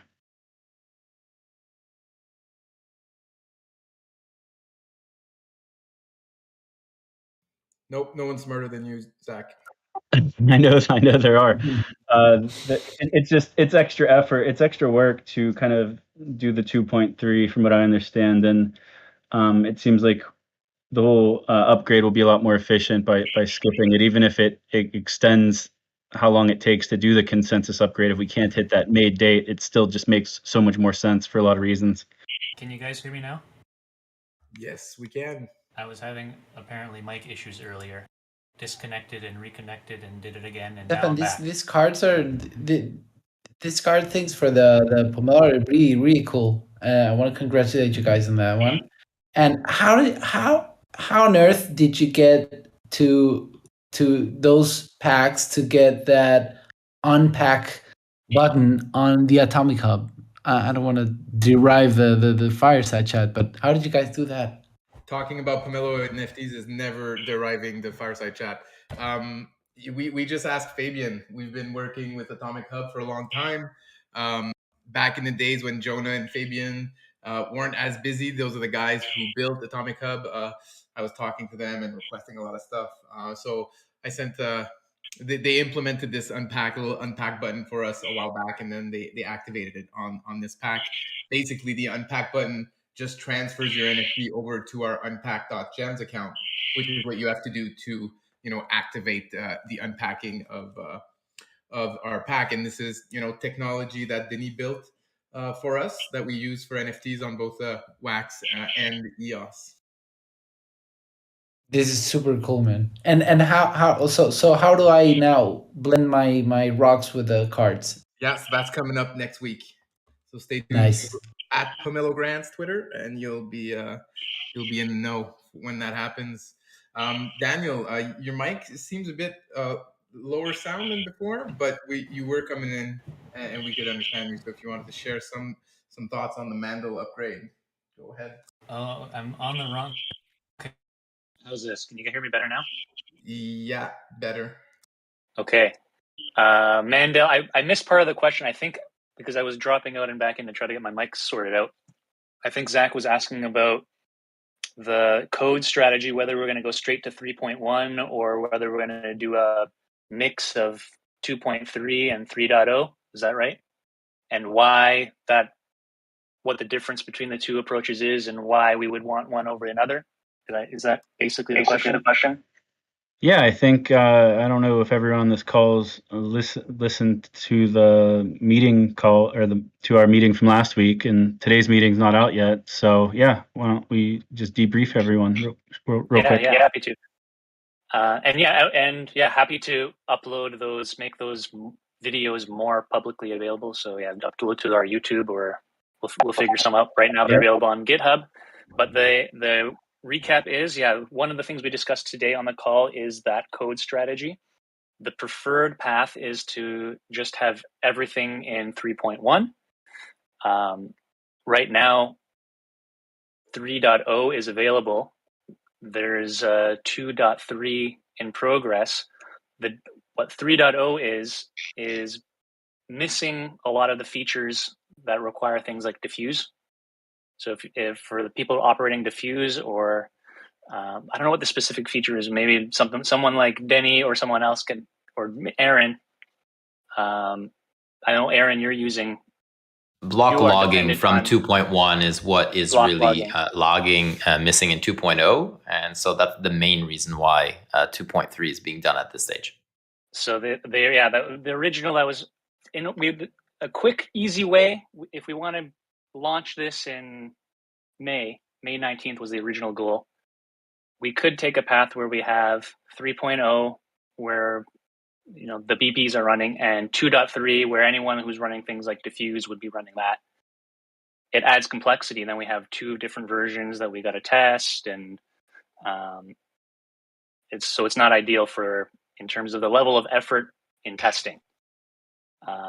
But we're the Fracula team, and actually, so there's a combined effort to build a 3.1 that combines everything into one release. It's going to take a little bit of extra time because some dev effort has to be put into it to make that combined release. But it's looking positive that that's the current preferred path. It's going to make everything easier for testing. and it's going to include all the features that everybody needs, plus some extra bonuses. I think you've talked about those earlier, some of the things that were in the API Plus, which you'll be able to read about more soon. We've also talked about test nets. So we're getting Jungle and Kylan ready to set up appropriate conditions to be able to test the Mandel upgrade. That means right now Jungle has features activated that are not backwards compatible with Mandel.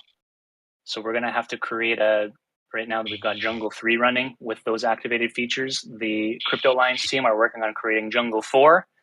And they're going to be running that in parallel, and we'll launch that with the 2.0, the original Block 1 2.0, and going through the process of upgrading that to Mandel. Again, whether that is 3.0 or 3.1, that's to be determined. At the same time, we're getting Kylan ready. There are things that we need to do on Kylan, like get power up and running on Kylan, and getting Hyperion running, things like that. So these are all happening in parallel. Various community members have joined in. We had, I think, maybe 30 people on the call today. People signing up to, take on these tasks, get the test nets ready. And again, at the same time, in parallel, we're assembling and preparing resources for developers. So we're getting our communication plan together to reach out to all the dApp developers on EOS to let them know that this is coming, and let them know what the differences in the features are and how they can prepare for the consensus upgrade. Because once the consensus if there's a consensus upgrade, anyone who's not following along, they would be,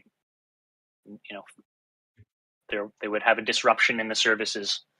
So we need to make sure that all of the exchanges are on board, all of the dApps that are running are on board. And is it going to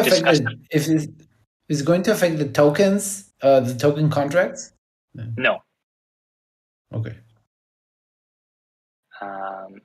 But we're going through those, basically preparing the test nets, preparing all the communications, assembling all the resources, trying to make it easy for the community to follow along.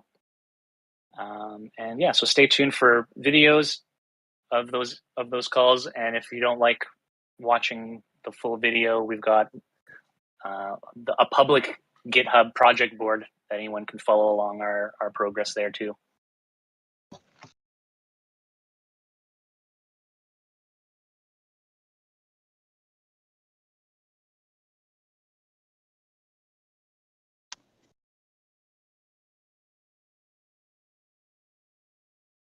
I think we either have a lot of someone doing static noise, or we have industrial blockchain espionage going on in this fireside chat.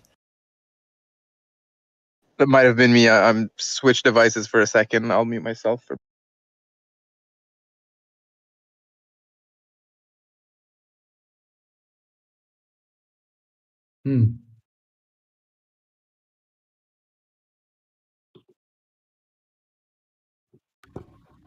I think you got it, Yana.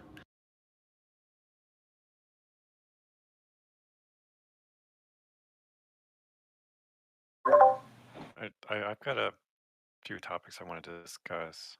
It's all right. So I'm kind of wrapping up my research project for the energy analysis for EOS.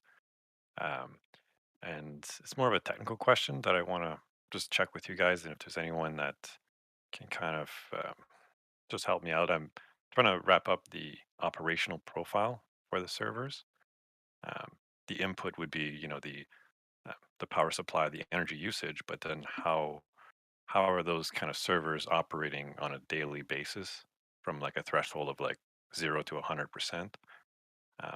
Right now I've got kind of just default settings and templates, but I think it's a little high. I think my profile is kind of 75% usage, but I'm not sure how those types of things kind of fluctuate throughout the day. Is it like our typical EOS servers typically running full tilt 100% or 20, 30%? I'm just not sure. So I don't know if anyone has that kind of, or just want to discuss this idea. Well, I have a pretty good understanding of hardware, and the first thing I'd ask is how much does the energy consumption vary based on processor resource utilization? Well, right now I'm just using a typical kind of power supply, so 550 watts for a server, and I'm putting it in an energy model. So I'm just kind of using a default template to modulate this energy usage throughout the day and throughout the year. So the profile itself is quite important. Um, but I'm not going. I'm not trying to go too much in detail. Um, but I understand that that's kind of really the factors that would play into um, really how much energy this is going to use is really how these servers are actually being used. So I'm trying to get as accurate as I can, but trying to leave out a lot of the details with virtualization and all that kind of stuff.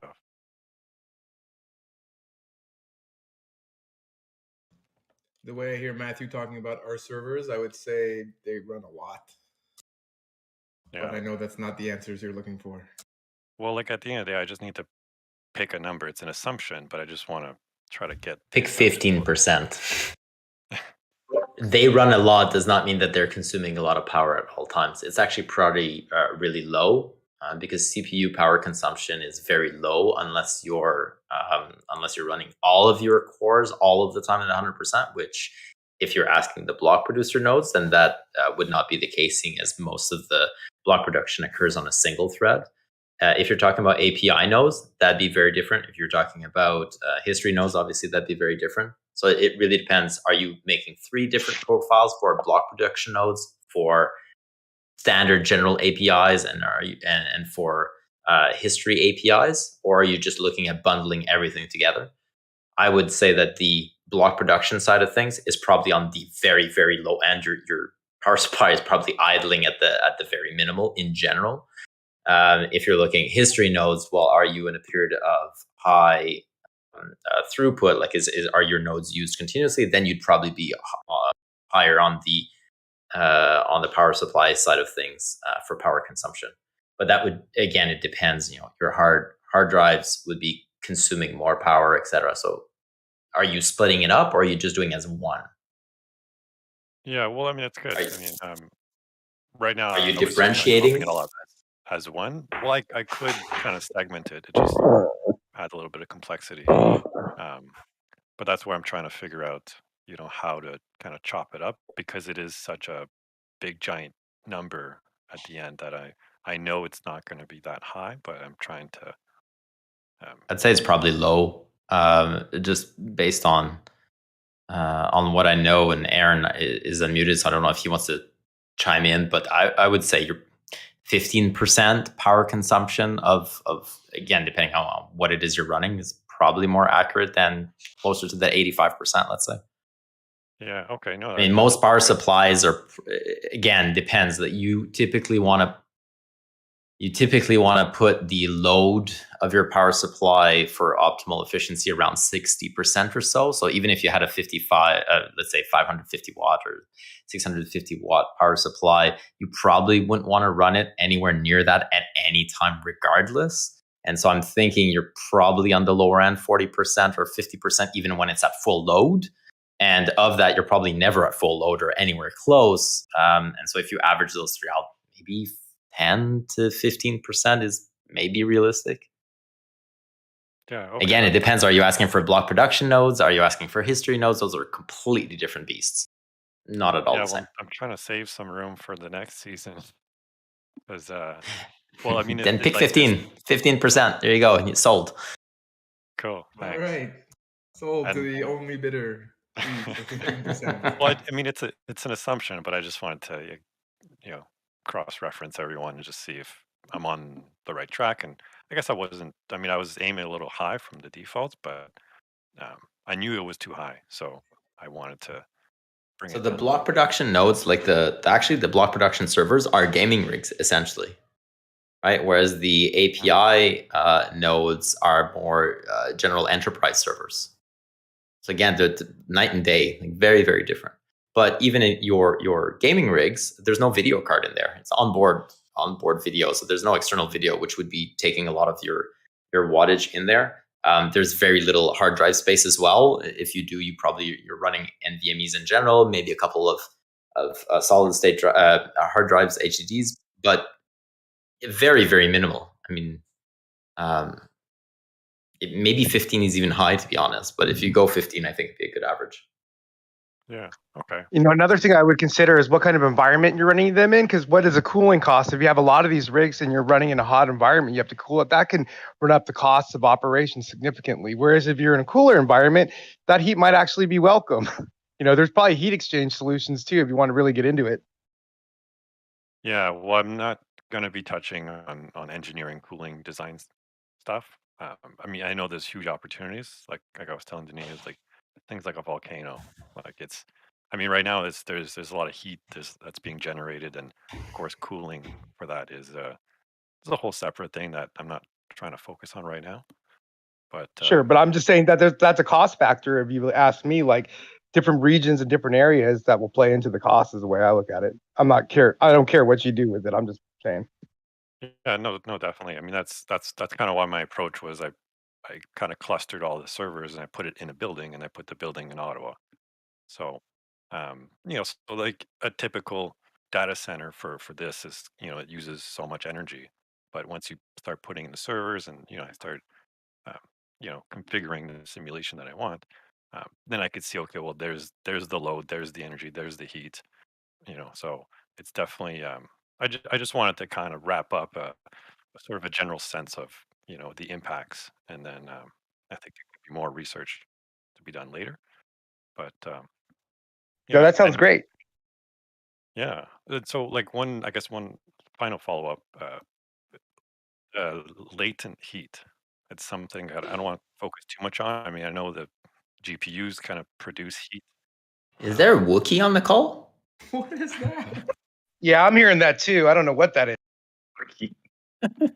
It's so quick, I can never see the user. It was Vitruvius. I just muted him. Vitruvius, if you were trying to speak, feel free to unmute yourself. What if he is a Wookiee? That was his language. Maybe. Native language. What was your question, Jean? What was the follow-up question? We're a whole new generation of translators here. Just about like heat. So like there's typically associated with this energy analysis, there's a fraction of latent heat. So how much like humidity of heat that gets produced out of this. That's something I was looking, and it's really hard to find like heat specs on servers. But I'm using 20% fraction latent heat on the CPUs, which I think is probably a little bit high at this point. But I don't know. I have no reference to kind of bounce off of. So I'm not sure how much heat these CPUs do use, but like when you convert like a radiator of heat, like 1 watt is equal to, 1 gigajoule of heat, like it's a 1-to-1 conversion. I'm just not sure how much, energy goes into a server and how much heat comes out. But I don't know. It's just one of those details I got to put in. I would be interested in trying to help you figure that out. I'm really interested in helping you figure that out because there's a lot of overlap with areas I'm interested in. I started working with hardware before there was, when everything was jumpered. And so I've got a really good background with hardware, and I'm really into energy efficiency and sustainability. So I would love to see if I can help you figure out some of those questions. I was actually just going to mention, you could probably measure the temperature within the case itself with something like an Arduino and some sort of temperature sensor, but then also plug it through a kilowatt and measure the actual power being used by the server. Then just build out a sensor array that you want to use for your test rig. Just a thought. Yeah, I don't have a rig like that. That's why you could always ask somebody that that's running EOS infrastructure to give you a tour of their data center. Yeah. Yeah. Well, it's something like, I'm interested in the subject, so I think there'll be more research to be continued on further work. But yeah, right now I'm just trying to just double check my assumptions and make sure they're all realistic. But yeah. Anyway, so that's good. I'll check in with you guys and dig a little deeper.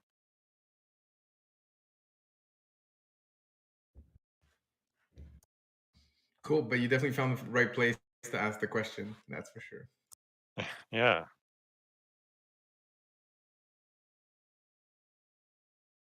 All right. I just noticed actually, Vincent from EOS Nation joined us.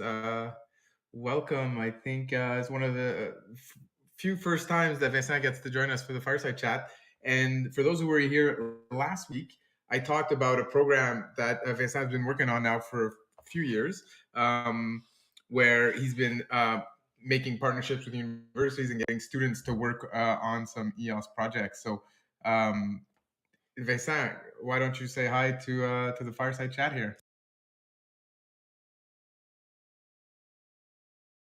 Is Vincent still here? Maybe not. I'm sure he'll be back.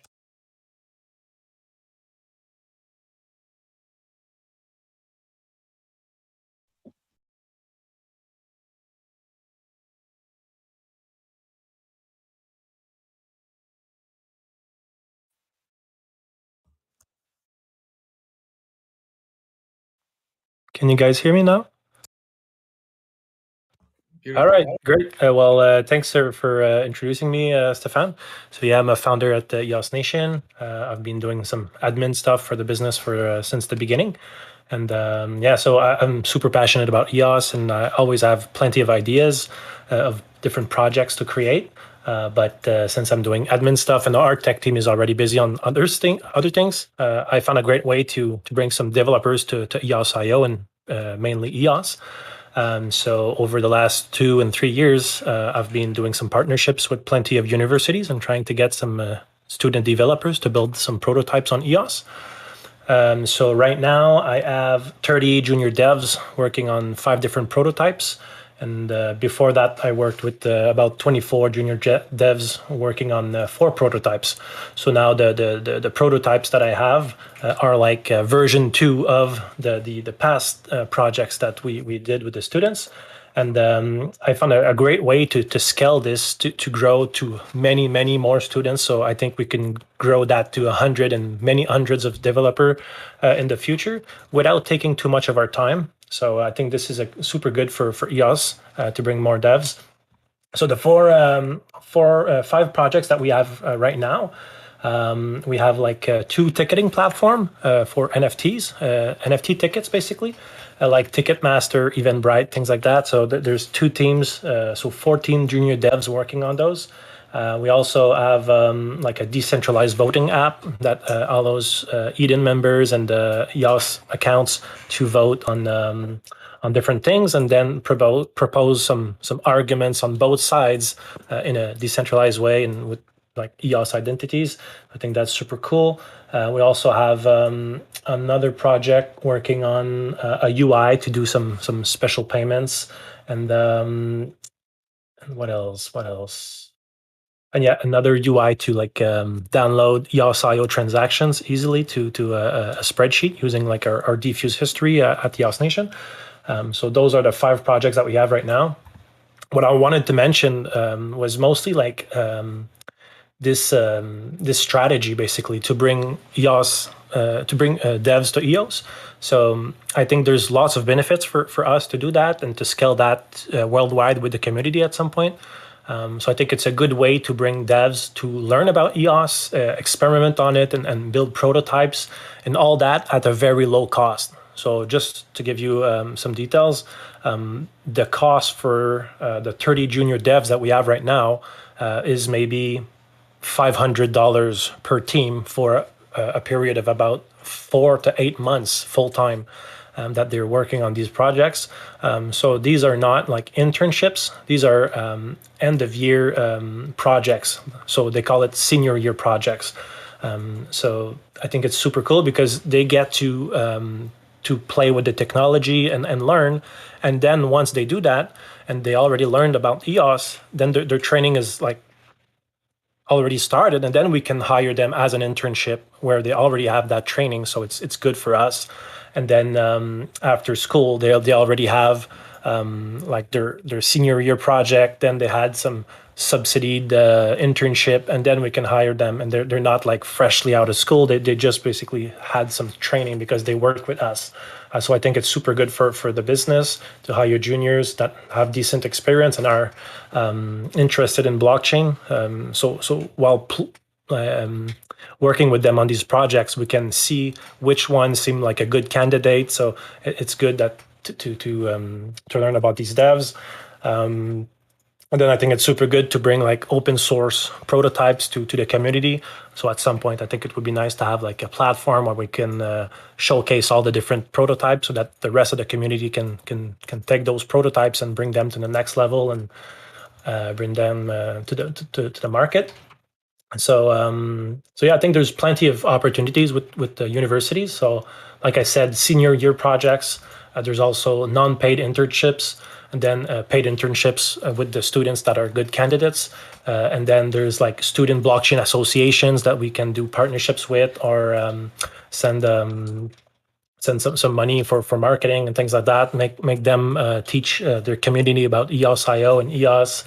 There's also some blockchain related research chairs that are financed by the government and things like that can focus on blockchain projects. So EOS Nation, we have a partnership with the University of Sherbrooke and the ETS in Montreal, where we're collaborating basically on building a supply chain application for lobsters in the Eastern Canada region.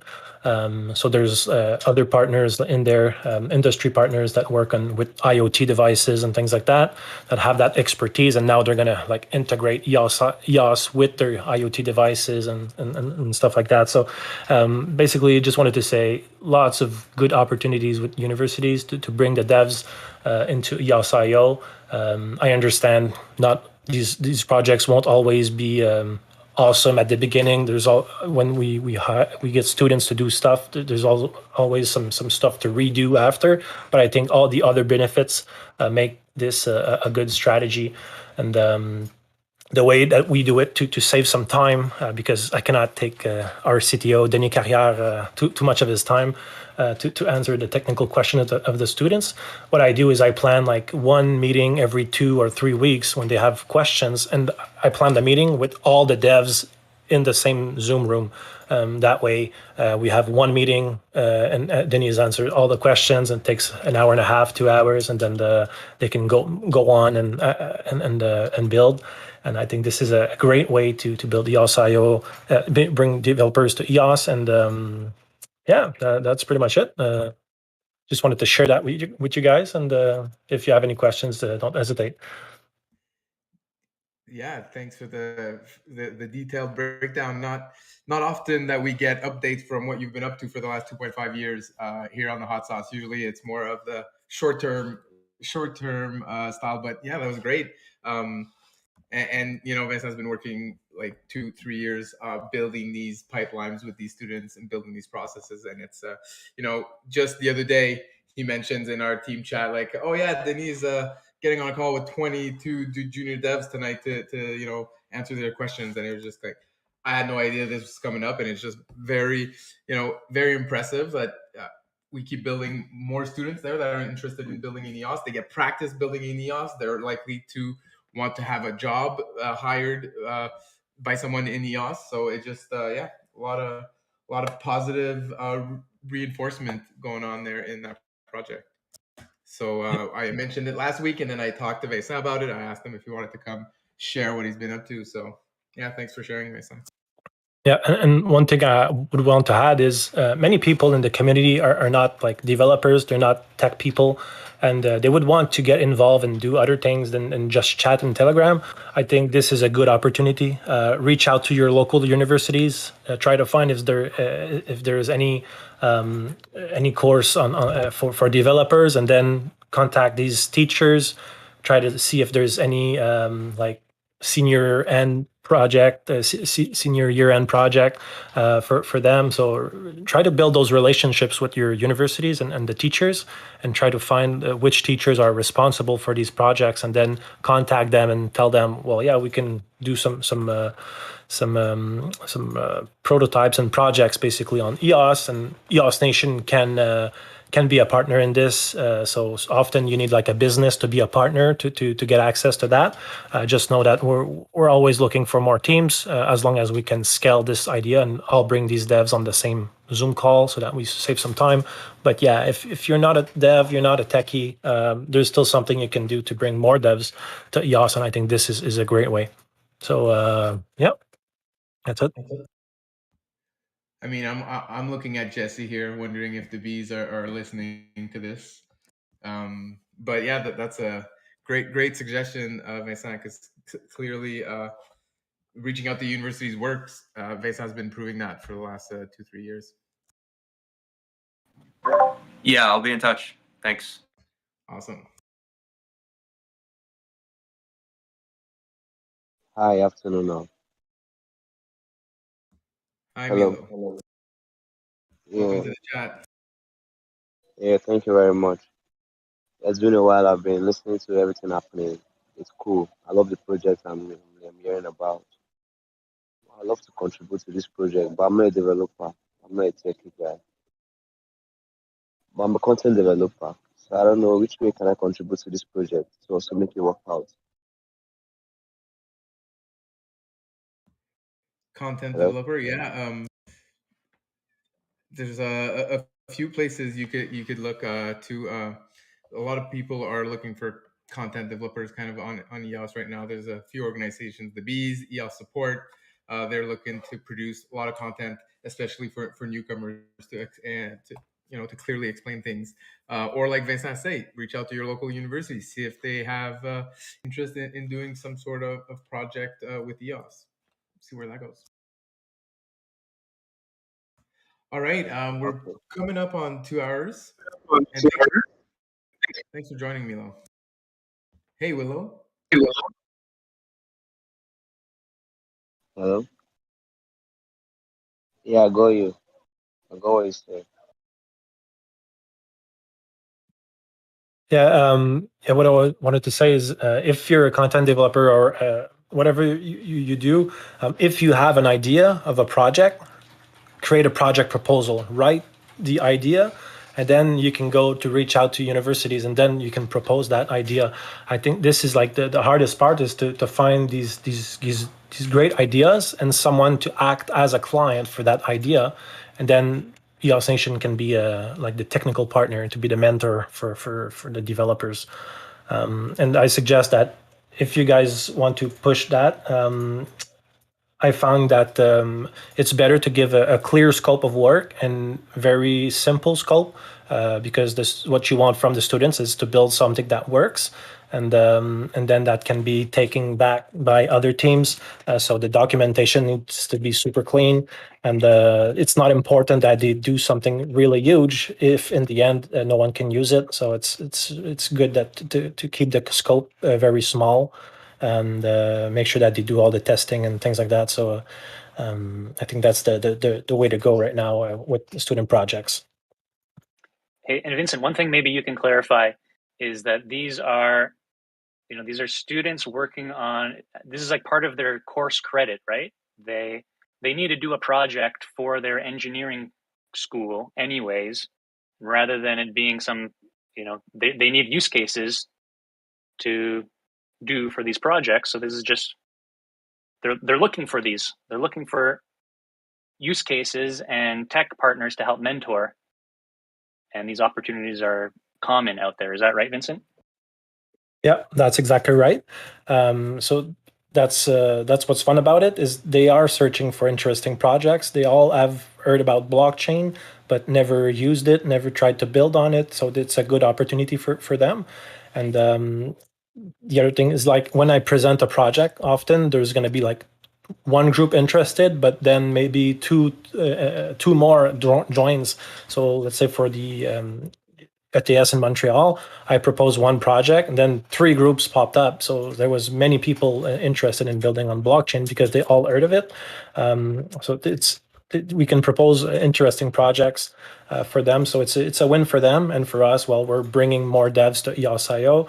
And just for example, one of the student projects that created the first version of the ticketing app, NFT tickets. So the project ended, was over, but one of those students bring us a great client that wanted to build some NFTs. So even though nothing can come out of these projects sometimes, just the relationship that you build and the contacts that these people have in their future work, businesses, that can bring you back clients. So there's lots of indirect benefits, I think, to do this. And the main one is like getting people involved in EOSIO, basically getting more people to build stuff. And then identifying talent too. I'm excited to hire the cream of the crop of the next batch of these 30 students you guys got working on this stuff. Yeah, exactly. Okay. I think it's a cost-effective way to bring devs, because the student project, it doesn't cost anything. Then they're working 4 to 8 months on that, and then you can hire them as an intern for an internship of 4 months. Then half of their salary is paid by subsidies, and then when you hire him again after his school, then you can benefit from government subsidies on research and development stuff. So it's a cost-effective way for businesses also to onboard people, and like Daniel said, to see which one is good, because now you have like 30 working on your different projects, so you can target the crème de la crème, like he said. So I think that's very good. Hi guys, I just want to jump on in here. I'm new. My name's Francis, and been a longtime friend of Brandon, and he kind of got me up on here because I have been actually looking for a solution in regards to circular economy. I've had an idea for quite a while about a product, but because I'm essentially very dedicated to sustainability, I wanted to create the product in a sustainable way. So as I was looking and speaking with municipalities and small SMEs in regards to waste management, I realized that they needed a solution to have oversight over the waste. Actually, all the waste that America throws away, about more than 50% gets landfilled. And honestly, there's no oversight. And so this is where I came up with the idea of having a BaaS, blockchain as a service, that I wanted to build on EOS. So these SMEs and municipalities can have this oversight. So it was really interesting, Vincent, to hear your proposal and how it could possibly expand. And I'm super excited about it because I think that it's a very simple tool and it can actually build a circular economy. Cool. Yeah, I suggest reach out to me and we can hop on a call and discuss further about this. Yeah, definitely. I already sent out a message, and I can show you the pitch deck and everything. I've already been approaching a lot of different members, and I feel like the agility of the application is so spot on that it can launch very quickly. And I'm actually talking to clients already, to customers that would actually use the application, because there is no automation in regards to ESG accounting, and that's a huge pain point in the future. Awesome. Looking forward to chat. Okay, cool. Likewise. Yeah, thanks for sharing, and thanks for joining us today. So I think we're just about getting on 2 hours. Get on that pop token list if you haven't yet. If you joined Friday for the gaming light last Friday, I'll be sending out those pop tokens as well at the same time tonight. And it was great to hang out with everyone. We broke some records today, all-time high, 50 and 60 people on the call. And I hope many of you come back next week. And until then, go EOS. Go EOS. Go EOS. Go EOS. Go EOS. Go EOS. Go EOS. Go EOS. Bye, Pomelo NFTs. Go EOS. Go EOS. Go EOS. You're going to run out of rocks. Hey guys. All right.